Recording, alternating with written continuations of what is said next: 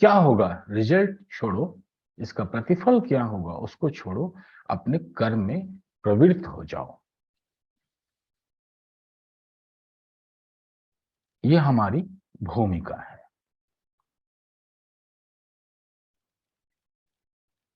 इस भूमिका में एयर वो एलिमेंट है, तो आपको जीवन में इस पर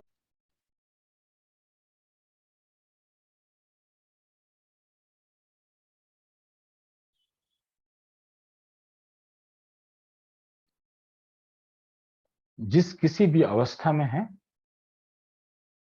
बॉडी को, शरीर को उसी अवस्था पे रोक दीजिए। जैसी भी अवस्था है, जैसा भी आसन है, लिख दीजिएगा। उसका रिटर्न फॉर्म सही होता है मेरे लिए। ठीक है, तो मैं लिख के ग्रुप में डालता हूं।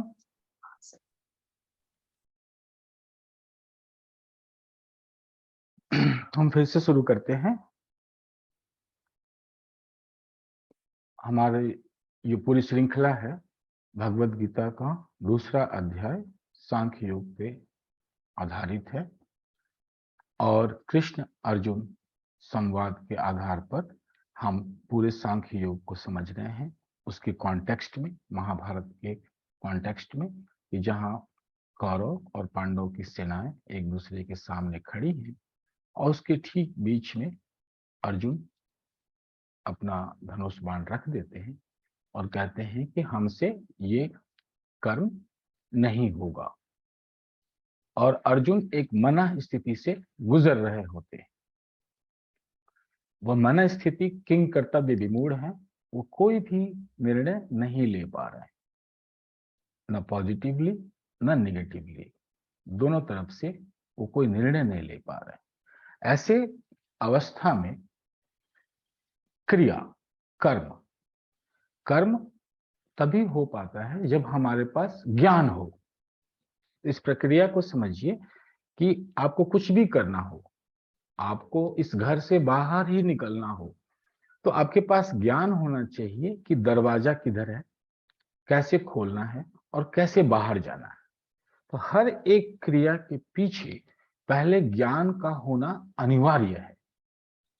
अगर ज्ञान नहीं होगा तो वह क्रिया, पहले तो कोई क्रिया ही नहीं होगी, और होगी भी तो बेतरतीब होगी, और उसका निर्णय असमंजस की स्थिति में है। क्या होगा, इसका प्रतिफल क्या होगा, इस क्रिया का रिजल्ट क्या होगा, वो हम प्रेडिक्ट नहीं कर सकते हैं। तो ज्ञान का होना हर एक क्रिया के पीछे अनिवार्य होता है। तो अर्जुन की ऐसी स्थिति में जब माइंड निर्णय नहीं ले पा रहा है, तो माइंड जब निर्णय नहीं ले पा रहा है तो हमें बुद्धि का जागरण करना होगा, जो सांख्य में हम उसे कहते हैं महत्। ऐसी स्थिति में और अहंकार, ईगो अपने क्रिया से आइडेंटिफाइड होगा। जैसे कोई भी निर्णय अगर आप लेंगे तो वह निर्णय को स्वीकार कौन करेगा? आपका अहंकार उसको स्वीकार करेगा। छोटी सी कोई भी क्रिया, आपको पानी पीना है एक गिलास, तो यह एक क्रिया है। इस क्रिया से पहले आपके अंदर सबसे पहले पैदा होगी क्या? डिजायर, इच्छा कि पानी पीना है। उस इच्छा से ज्ञान उत्पन्न होगा कि ग्लास कहाँ है, पानी कहाँ से लाना है, पानी कैसे आएगा, और हम उसको पिएंगे। तो सबसे पहला होता है इच्छा, डिजायर। यह जो इच्छा है, अर्जुन के अंदर वो इच्छा ही समाप्त हो रही है कि मुझे युद्ध नहीं करना है। और इच्छा समाप्त होने के कारण उनका सारा ज्ञान, सारी धनुर्विद्या कुछ भी काम नहीं आ रही, और शरीर साथ छोड़ रहा है। तो बुद्धि, अहंकार, मन और शरीर, इन सबका समन्वय का ज्ञान अगर उनको मिल जाए तो फिर वो युद्ध के लिए तैयार हो जाएंगे। तो ऐसी स्थिति में कृष्ण के पास, श्री कृष्ण के पास और कोई उपाय नहीं है सिवाय कि अर्जुन के अंदर उनको अपनी महत्ता समझ में आए, उनके अंदर बुद्धि का जागरण हो, और तब उस ज्ञान से उनके अंदर इच्छा पैदा हो जाए कि मैं युद्ध करूंगा, और फिर उस इच्छा से ज्ञान, और ज्ञान से क्रिया, और क्रिया से फिर उसका प्रतिफल क्या मिलेगा। तो श्री कृष्ण सबसे पहले उनके अहंकार, ईगो सिस्टम को सही करने की कोशिश करते हैं। ईगो सिस्टम क्या है? हमारी आइडेंटिफिकेशन। मैं किसका लड़का हूं, किसकी लड़की हूं, किसकी बेटी हूं, मेरा कौन है, मैं किस वंश से हूं, मैं किस देश से हूं, मेरा धर्म क्या है, यह ईगो सिस्टम है। तो अर्जुन का ईगो आइडेंटिफाइड है कि मैं भीष्म पितामह का से जुड़ा हुआ हूं। कौरव के पक्ष विपक्ष में जो भी लोग खड़े हैं उनसे आइडेंटिफाइड होके उनका ईगो जुड़ा हुआ है, अहंकार जुड़ा हुआ है, और उसके थ्रू उसका माइंड चल रहा है। तो उसके ईगो सिस्टम को श्री कृष्ण चेंज करने की कोशिश करते हैं, कहते हैं कि नहीं, तुम हमारी तरफ आइडेंटिफाइड हो जाओ, हमारे खानदान से जो जुड़े हो उसकी आइडेंटिफिकेशंस को लो। फिर वहां से ईगो सिस्टम की रिपेयरिंग शुरू होती है। ईगो सिस्टम को चेंज करके उनके अंदर बुद्धि का जागरण करने का प्रयास करते हैं। श्री अर्जुन भी, अब उनको ज्ञान चाहिए, तो ज्ञान के लिए भक्ति आवश्यक है।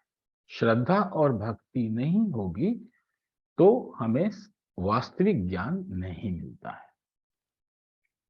बुद्धि का या विवेक का जागरण नहीं हो सकता है बिना श्रद्धा और बिना भक्ति के। तो वैसा ज्ञान जो भक्ति से पैदा हो सार्थक होता है, उसी को हम विद्या कहते हैं, अन्यथा हम उसको अविद्या कहते हैं। ज्ञान है लेकिन हम उसको अविद्या की श्रेणी में रखते हैं। तो अर्जुन फिर श्री कृष्ण को समर्पित होते हैं और कहते हैं कि मैं एक शिष्य भाव से पूछता हूं। तो इसलिए गीता में ज्ञान चाहिए, लेकिन ज्ञान कैसे चाहिए? आपको छीन झपट करनी है, चोरी करनी है, ज्ञान को आप कई ढंग से प्राप्त कर सकते हैं, लेकिन वही ज्ञान सार्थक होता है जिसका उदय भक्ति से होता है, श्रद्धा से होता है। तो ज्ञान, और ज्ञान से पीछे भक्ति, और फिर उस ज्ञान और भक्ति से उत्पन्न हुआ कर्म। तो यह सांख्य योग का समन्वय है, क्योंकि तार्किक है कि किसी भी क्रिया से पहले ज्ञान चाहिए, नहीं तो हम उसे पागलपन कहते हैं। ज्ञान नहीं है और हम सिर्फ क्रिया कर रहे हैं तो वो एक तरह से विक्षिप्तता है, पागलपन है, जिसका रिजल्ट, जिसका प्रतिफल हमेशा अपने लिए भी और दूसरों के लिए, दोनों के लिए दुखदायी होता है। तो ज्ञान, भक्ति और कर्म का समन्वय सांख्य योग होता है। क्रिया, क्रिया के पहले ज्ञान, और ज्ञान की उत्पत्ति होगी भक्ति से, और ये फिर तीनों एक दूसरे को सपोर्ट करने लगते हैं। तो ऐसा कर्म, जब कर्म होगा तो कर्म से ज्ञान और ज्ञान से भक्ति, ये तीनों एक दूसरे को फीड करते हैं, एक दूसरे को फीड करते चले जाते हैं, और जीवन में इंटेंसिटी बढ़ जाती है, त्वरा बढ़ जाती है, प्रसन्नता, उत्साह, उमंग, आनंद, ये बढ़ता ही चला जाता है, बढ़ता ही चला जाता है। और जितना आनंद बढ़ेगा, ज्ञान उसी के सापेक्ष में ही मिलता है। जितना प्रेम, जितना भक्ति, जितना आनंद होगा, वही ज्ञान में कन्वर्ट होता चला जाता है, रूपांतरित होता चला जाता है। तो ज्ञान, कर्म और भक्ति तीनों लगभग एक होते चले जाते हैं। तो क्रिया में ज्ञान और भक्ति दोनों होती है। ज्ञान से कर्म और भक्ति दोनों उत्पन्न होती है, भक्ति से ज्ञान और कर्म दोनों उत्पन्न होता है। यह सांख्य योग की विशेषता है। ऐसा जीवन, तो इस जीवन की प्रक्रिया को हम जीवन मुक्ति का मार्ग कहते हैं। हमारे धर्म में दो की प्रधानता है, मोक्ष की और जीवन मुक्ति की। मोक्ष मृत्यु के बाद और जीवन मुक्ति जब तक हम क्रिया में हैं, कर्म में हैं। इसलिए गीता के सांख्य योग को हम कर्म प्रधान कहते हैं। ज्ञान और भक्ति से उत्पन्न कर्म और डायनेमिक में जब हम क्रिया में हैं, उसका ज्ञान है। और ऐसी क्रिया जिससे हमारे जीवन में हम क्यों पैदा हुए, मेरा जन्म क्यों हुआ और इसकी सार्थकता क्या है, इस बर्थ में,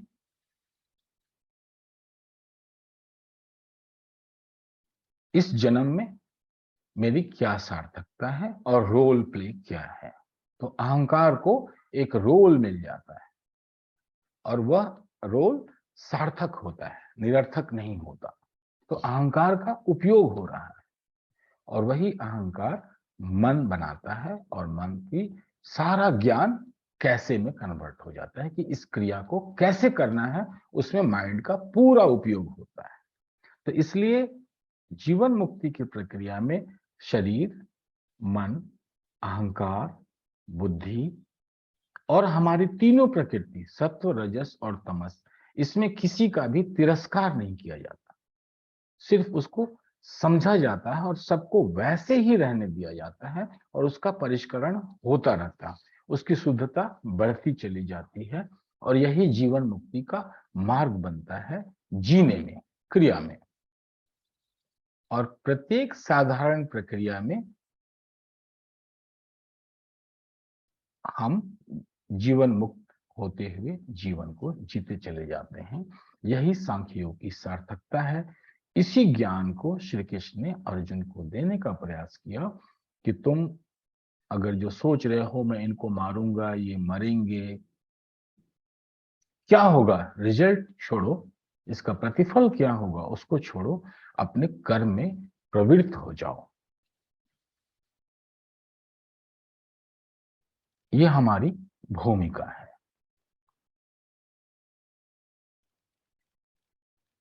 इस भूमिका में हम आगे चलते हुए हमने सांख्य योग को समझने के लिए कि आत्मा और शरीर का संबंध, आत्मा से शरीर कैसे जुड़ा है और शरीर का निर्माण कैसे होता है। तो सांख्य योग की विशेषता है कि परिणामवाद है, रिजल्ट ओरिएंटेड है और एक मैथमेटिक्स की तरह जीवन को देखता है कि अगर ऐसा है तो ऐसा होगा, ये कारण है और ये कार्य है और इसका परिणाम ये है। वो पहले से ही उसको प्रेडिक्ट कर देता है कि ये कॉज है ये और इसका इफेक्ट यही होगा। इसलिए ये इसे हम मैथमेटिक्स की तरह भी देखते हैं, सांख्य गणना की तरह देखते हैं। और एक से वन, एब्सोल्यूट वन से अनेक कैसे बनते हैं, कैसे इतने एलिमेंट्स, तत्वों की रचना होती है, इसमें इसलिए भी हम इसे सांख्य कहते हैं। और एक तत्व से दूसरे तत्व की उत्पत्ति होती है, प्रकृति से महत होता है और यही महत गर्भ बन जाता है हमारे अहंकार को पैदा करने के लिए। तो एक दृष्टि में आप देखेंगे तो हर एक सूक्ष्म तत्व एक मां के गर्भ की तरह काम करता है दूसरे तत्व को उसमें से निकलने के लिए। बुद्धि गर्भ बन जाती है तो बुद्धि के गर्भ से अहंकार पैदा हो जाता है। अहंकार गर्भ बन जाएगा मन को बनाने के लिए, मन गर्भ बन जाता है शरीर की रचना करने के लिए। और इसमें हमारे 5 तत्वों का योगदान आता है। 5 तत्व जो स्टैटिक हैं, तमस है, मतलब स्थिर है, और उसको गति देने के लिए माइंड की जरूरत पड़ती है। तो कोई भी चीज जानना है तो हमारे पास कॉग्निटिव ऑर्गन्स होने चाहिए जानने के लिए। हमें आंख चाहिए, नाक से सूंघेंगे, कान से सुनेंगे, हाथों से स्पर्श करेंगे, पांव से चलेंगे। तो ज्ञान, ये सारे ऑर्गन्स हमारे पास होने चाहिए क्रिया करने के लिए और ज्ञान प्राप्त करने के लिए। तो स्टैटिक जो एलिमेंट है, जैसे हवा हम महसूस करते हैं स्थूल भाव में, अग्नि को महसूस करते हैं स्थूल भाव में,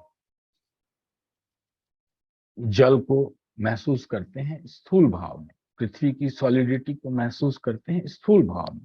तो इनका एक स्थूल भाव है और इनके पीछे जो क्रिएशन है उसका एक सटल है, सूक्ष्म भाव है। एक बौद्धिक रूप से हम इसे समझेंगे और अनुभविक रूप से अपने अंदर उसको अनुभव करेंगे, क्योंकि हमें ट्रेनिंग देनी है ईगो को, और ट्रेनिंग देनी है माइंड को, और ट्रेनिंग देनी है बॉडी को, जिसे हम साधना कहते हैं सांख्य योग की। यही साधना है कि हम ट्रेंड करते हैं। आपको एथलीट बनना है, तो एथलीट बनना है तो हम बॉडी को वैसे ही ट्रेंड करेंगे, माइंड वैसे ही ट्रेंड होगा और ईगो भी वैसे ही ट्रेंड होगा, तब एथलीट बन गए। तो माइंड, बॉडी और ईगो की ट्रेनिंग देनी होगी, और इस ट्रेनिंग को देने के लिए हमारे अंदर महत बुद्धि को जगाना होता है। तो ट्रेनिंग देने में हम सीधा शरीर से भी शुरू हो सकते हैं। हठ योग है, सीधा शरीर से शुरू हो जाता है। सांख्य योग में हम ट्रेनिंग देंगे माइंड को।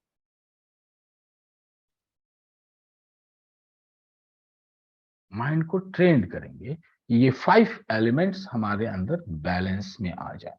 उसके बैलेंस में आते ही शरीर का स्थूल भाव सही होने लगेगा।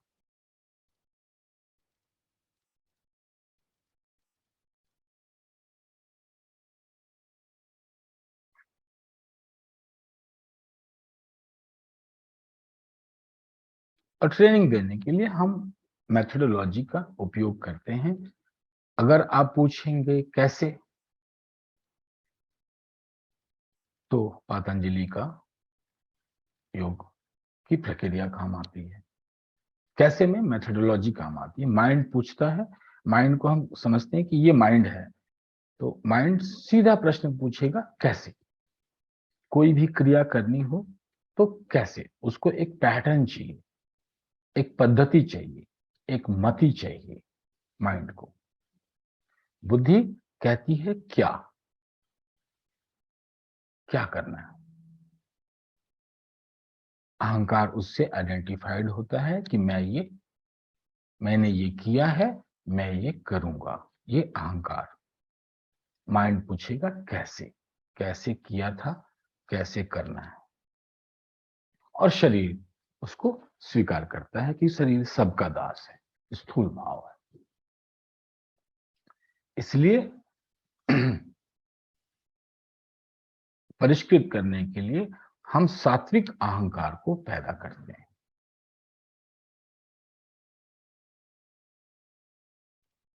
और तामसिक अहंकार को हम सात्विक अहंकार की तरफ परिष्कृत करते हैं, कि हमारा जो ईगो है वो सात्विक होता चला जाए।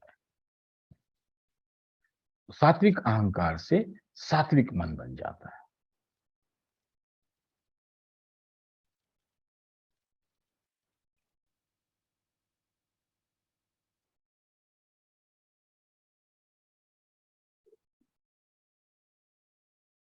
सात्विक अहंकार की प्रक्रिया में अगर हम पतंजलि की तरफ से देखें तो यम और नियम आ जाते हैं।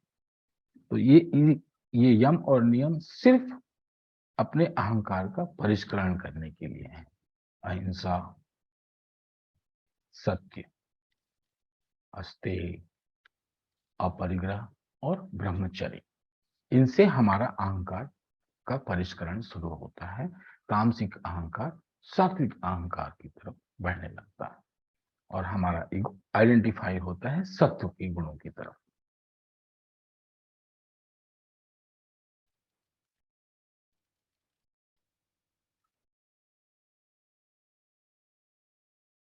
और इससे माइंड की ट्रेनिंग शुरू हो जाती है। जैसे हमें कुछ भी नहीं चुराना है किसी से, चाहे वो प्रेम हो, चाहे वो ज्ञान हो, चाहे वो धन हो। तो जैसे ही माइंड ऐसी स्थिति में आएगा कि मुझे कुछ भी चोरी नहीं करनी, न ज्ञान चुराना है, न प्रेम चुराना है, न धन चुराना है, तो ऐसी स्थिति में माइंड पूरी तरह से बदलेगा और अहंकार सात्विक हो जाएगा कि मैं चोर नहीं हूं। तो ये सात्विक अहंकार हो गया और माइंड वैसे ही बनने लगेगा और उस माइंड में कैसे करना है उसका ज्ञान और उसकी मति उसके अंदर शुरू हो जाएगी, जिसको हम सुमति कहते हैं। इससे अन्यथा जो पैटर्न होता है उसको हम कुमति कहते हैं। तो सुमति, सुबुद्धि और सात्विक अहंकार की तरफ हमारी साधना चलती है। हर साधना का यही उद्देश्य होता है और हम कुमति से, कुबुद्धि से के पैटर्न को डिलीट करते जाते हैं, तोड़ते जाते हैं। इसमें पंच महाव्रत काम आते हैं या पतंजलि के यम और नियम का उपयोग होता है। सिर्फ इसलिए यम और नियम आसन से पहले आते हैं कि आपका आसन सधेगा नहीं। फिजिकल सध भी जाए, मेंटल आसन नहीं सधेगा। माइंड एक जगह स्थिर नहीं होगा अगर सात्विक अहंकार पैदा नहीं कर रहे हैं। तो तामसिक अहंकार जो है आसन नहीं साध सकता।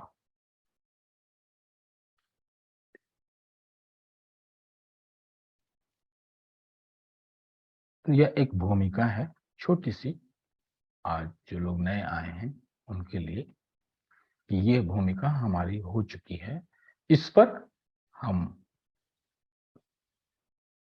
बुद्धि, अहंकार और मन को समझते हुए तामसिक अहंकार में 5 एलिमेंट हैं, 5 तत्व जो तमस का निर्माण करते हैं। उन 5 तत्वों को अगर हम होश पूर्वक साधना करें तो अब यही साधना हमारे अंदर सात्विक अहंकार को पैदा करते चली जाएगी और शरीर के अंदर जो डिस्टरबेंस है, माइंड के अंदर जो डिस्टरबेंस होते हैं, वो 5 एलिमेंट्स का अपने स्वभाव के अनुसार अगर सही समन्वय ना हो तो डिस्टरबेंस पैदा होते हैं। वायु से वायु का, अग्नि के डिस्टरबेंस से आपकी दृष्टि खराब होगी स्थूल भाव में, और सूक्ष्म भाव में आपका विजन गड़बड़ हो जाएगा। पृथ्वी की अगर घन तन्मात्रा खराब हो तो बॉडी का शेप और साइज बिगड़ेगा स्थूल भाव में। जल का अगर हो तो आपके जीवन में स्वाद नहीं रहेगा, सूक्ष्म भाव में स्वाद नहीं रहेगा और स्थूल भाव में भोजन में स्वाद नहीं रहेगा, आपको भोजन में स्वाद नहीं मिलेगा। और अगर एयर से वो एलिमेंट है तो आपको जीवन में स्पर्श सुख नहीं होगा। स्पर्श का मतलब है कि जो डेस्टिनी बनाती है कि आपकी मूवमेंट कहां तक होगी। तो आपके भाग्य में है कि आपको विदेश भ्रमण करना है, आप विदेश चले भी जाएंगे लेकिन अस्पर्शित रह जाएगा। स्थूल भाव में आप चले भी गए, सूक्ष्म भाव में आप उसके स्पर्श का आनंद नहीं ले पाएंगे। आपको 2 लोगों को साथ रहना है, डेस्टिनी है। स्थूल भाव में आप साथ रहेंगे लेकिन सूक्ष्म भाव में एक दूसरे को स्पर्श नहीं कर पाएंगे, छू नहीं पाएंगे, उसकी संतुष्टि नहीं मिल पाएगी। तो जीवन को परम संतुष्टि के साथ जीने में यह भी एक साधना है कि हम 5 तत्वों का समन्वय करें। इससे मन जो कि सूक्ष्म है, शरीर और सात्विक अहंकार पैदा हो जाए। तो इस सात्विक अहंकार से और परिष्कृत मन से शरीर को स्वस्थ किया जा सकता है, यह सांख्य की प्रक्रिया में आता है, साधना की प्रक्रिया में।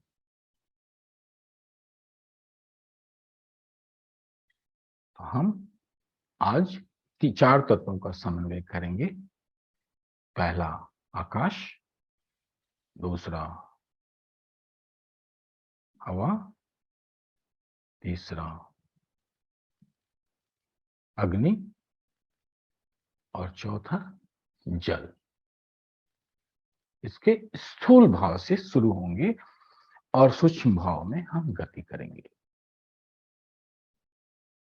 तो इनका स्थूल भाव हमारे कॉग्निटिव ऑर्गन से महसूस होता है, माइंड की जरूरत पड़ती है, सांस लेनी हो, देखना हो, आंख चाहिए, कान चाहिए, तो हम स्थूल इंद्रियों का उपयोग करेंगे और उनसे हम अपने प्राणिक बॉडी, प्राणिक शरीर जो है, फिजिकल के पीछे जो प्राण है 5, उन ऊर्जा को सही करेंगे और इंद्रियों का पूरा उपयोग करेंगे।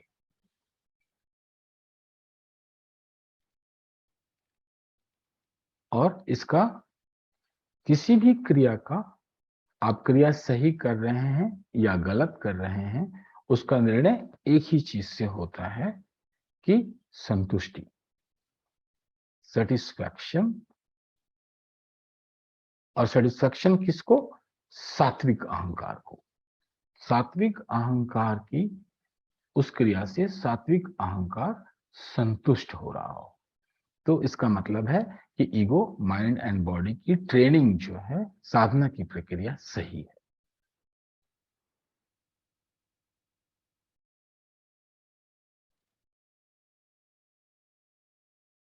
तो ज्यादा हम थ्योरी में ना जाके आज सीधा प्रैक्टिकल करते हैं।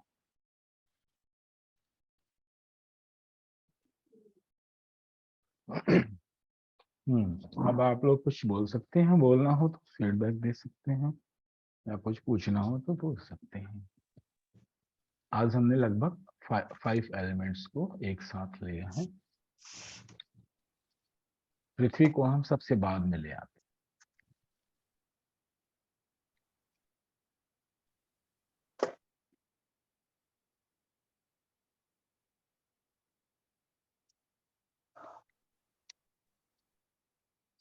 Sir, can I speak? Yes please. Hindi Hindi, नहीं तो मेरा हाँ, सिस्टम गड़बड़ हो जाता है। बहुत ही अच्छा सेशन था सर, बहुत ही शांति मिली और बहुत सारी चीजें क्लियर भी हुई, कुछ किसी हद तक, क्योंकि मेरा ये पहला सेशन था, तो मेरे पास बहुत कुछ समझने के लिए है और मनन करने के लिए मिला है। और अगर आपको ठीक लगे तो मैं अपने और क्वेश्चंस लेके बाद में आऊंगी आपके पास, क्योंकि आप अभी मैंने लिख दीजिएगा, उसका रिटर्न फॉर्म सही होता है मेरे लिए। ठीक है, तो लिख के ग्रुप में डाल दीजिएगा, हमारा ग्रुप है, इसमें व्हाट्सएप ग्रुप है। फिर गायब हो गया, आवाज नहीं आ रही मेरी? आवाज सर, कॉल आ गई। हाँ जी, अच्छा, थैंक यू सो मच, बहुत बहुत धन्यवाद सर। तो आप अपना प्रश्न लिख लीजिएगा और हाँ आप उसको व्हाट्सएप कर दीजिएगा, तो स्वामी जी मेरे पास अगले नंबर नहीं है सर। गौतम विवेक जी का नंबर है आपके पास? हाँ जी, का है। तो आप गौतम विवेक जी को दे दीजिएगा, हम ठीक, आपसे उनसे कनेक्ट कर लेंगे और वो ठीक है ग्रुप सर। में डाल देंगे। ठीक है, आपको ग्रुप में भी जोड़ देंगे बाद में। थैंक यू सर, बहुत धन्यवाद। आप पहली बार आई थी स्मिता जी, इसलिए जब भी कोई नया व्यक्ति आता है, मुझे फिर से क ख ग घ से उसको थोड़ा सा बताना, संक्षेप में बताना पड़ता है। अनुग्रहित भी हूँ और माफी भी चाहती हूँ। नहीं, अच्छा है, सबके लिए रिवीजन हो जाता है एक बार। हाँ, अच्छी बात है, रिवीजन हो जाता है, मैं करने वाला हूँ।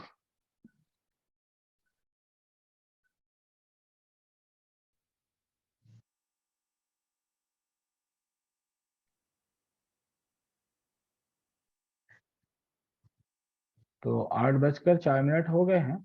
हाँ जी, हम सेशन एंड मैं अगले शनिवार तक के लिए विदा लूं कि कुछ और बोलना है गौतम जी या किंचन जी, देशराज जी, रविशंकर जी, कांतालाल जी हैं? कांतालाल पहले बहुत चैलेंज ये होता बोलती है थी, अब नहीं पूछती कुछ। चैलेंज ये होता है कि आप, मेरी आवाज आ रही है क्या? हाँ जी। क्योंकि जो ये एक्सपीरियंस होता है उसके बाद कुछ बोलने का मन ही नहीं करता। हम्म। और पहला तो यही होता है कि मुझे लगता है कि मैं अपनी जिंदगी के अच्छे प्लेस से जा रहा हूँ, तो मैं एक higher degree of spiritual existence में हूँ, मुझे ऐसा लगता है। लेकिन जब ये इस तरह के उसमें छोटी सी क्रिया, छोटे से सिंपल उसमें सडनली ये लगता है कि इतनी एनर्जी मुझसे एंगेज होंगी जो कि मेरे हमको छीन कर रही है, क्योंकि अचानक एकदम से मेरी जो लाइफ कंडीशन वो एलिवेट होगी ये करने से भी। तो इससे पता चलता है कि मेरे कहाँ मेरा मन भटका हुआ है या एंगेज है या ड्रेन कर रहा है। तो मतलब जो बेसिक मुद्दा है वो जो आप जिसकी करा है वो तो एक पार्ट है, बट मैं तो ये सिर्फ देख रहा हूँ कि मुझे खैर बहुत पावरफुल लगा, ये तो पहले भी कराया था इस तरह का कि अपनी पूरी बॉडी को एक सेंसेशन में हम कन्वर्ट कर लेते हैं। मतलब जैसे आपने कहा स्पेस, वो अपने आप में ही एक बड़ा डायमेंशन है नया, कि पूरे यूनिवर्स में जिसके हम खोज नहीं पता उसमें अब एक स्पेस ऑक्यूपाई कर रहे हैं, यही बहुत यूनिक अनुभव है। और उसके बाद उसको हम अपने जैसे आपने बोला उसको एनर्जी आके टकरा रही है बॉडी, बीच में ड्रिफ्ट भी हो जाता है तो कुछ लूज कर देते हैं, आई थिंक मुझे दोबारा जाना पड़ेगा, करना पड़ेगा, बट बहुत पावरफुल एक्सपीरियंस है। और वो जो आप इससे आपका ये रहता है कि फिलोसफी पे भी बात होती है इसकी और उसका प्रैक्टिस भी होती है, तो दोनों में अदरवाइज क्या कि वो फिलोसफी रहती है वो कहीं दूर चली जाती है मतलब लाइफ से, वो यहाँ पर प्रैक्टिस में लाकर वो कहीं एंगेज हो रही है, मतलब वो उसका कुछ मेरे लिए होता है कि आपको एलिमेंट्स का बुद्धि, मन, अहंकार, लेकिन आप पॉइंट कैसे करेंगे महत?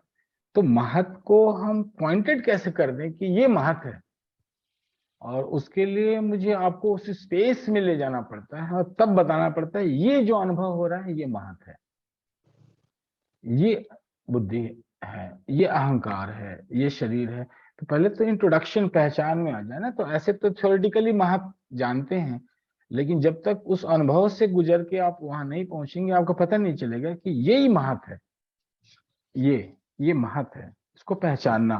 तो ऐसे ही हम प्रकृति और फिर हम आत्मा पर पॉइंटेड हो जाते हैं, ये आत्मा है, ये आत्मा है, ये मन है, ये शरीर है। तो इस तरह के ये तत्व दर्शन है, हर एक एलिमेंट की पहचान करना, ये तत्व है। सर महत हमेशा एक ही रहता है या वो बदल सकता है? एक ही रहता है।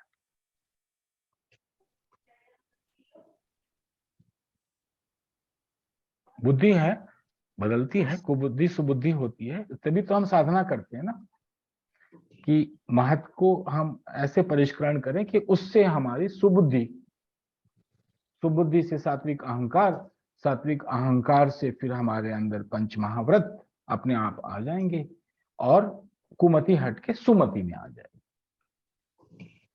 तो हम क्रिया सही करेंगे।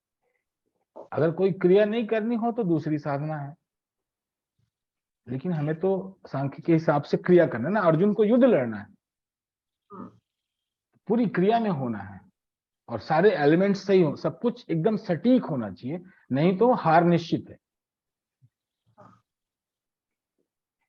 हर चीज एक दूसरे से कड़ी जुड़ी हाँ, हुई है और जुड़ी हुई है, जुड़ी हुई है। वही सांख्य है कि सारे एलिमेंट्स एक हैं, एक ही श्री कृष्ण सत्य है और एक से अनेक की उत्पत्ति हो रही है, अनेक आत्माएं भी सत्य हैं as a part of Shri Krishna. और हर एक आत्माओं का अपने महत, अपनी बुद्धि, अपना मन, अपना शरीर, 5 तत्वों का समन्वय। तो ये सांख्य योग भगवत गीता का एब्सोल्यूटिज्म है, 1। तो मन जो है 3 चीज को नहीं समझ सकता किसी भी हालत में, 1, 0, शून्य और अनंत। 1 0 अनंत। 1 शून्य और अनंत को मन कुछ भी नहीं समझ ही नहीं सकता, असंभव है मन के लिए, उसकी सीमा के बाहर है। तो हम मन के कभी तो मन को स्टॉप कर देते हैं, बंद कर देते हैं और मन की कल्पना शक्ति का उपयोग करते हैं।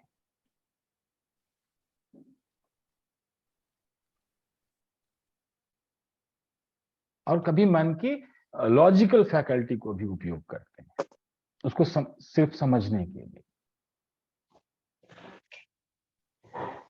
ये Thank you, तीनों sir. मन से परे हैं, लेकिन हम मन को ट्रेंड करके अहंकार उसका अनुभव कर लेता है। सात्विक अहंकार उसको उसको उसके अनुभव में ले सकता है, और हम इसके थ्रू महत्व पर जा सकते हैं, और धीरे धीरे धीरे धीरे ऊपर जा सकते हैं और समन्वय करेंगे, इसका एक बैलेंस बनाते हैं। ये सांख्य योग है। Okay. और युद्ध लड़ेंगे, Definitely. महाभारत होगा। Thank you, sir. I have to go. मुझे जाना है, मेरे हस्बैंड को जाना है। ठीक है, तो उनके मैं भी लिए- लीव करता हूँ।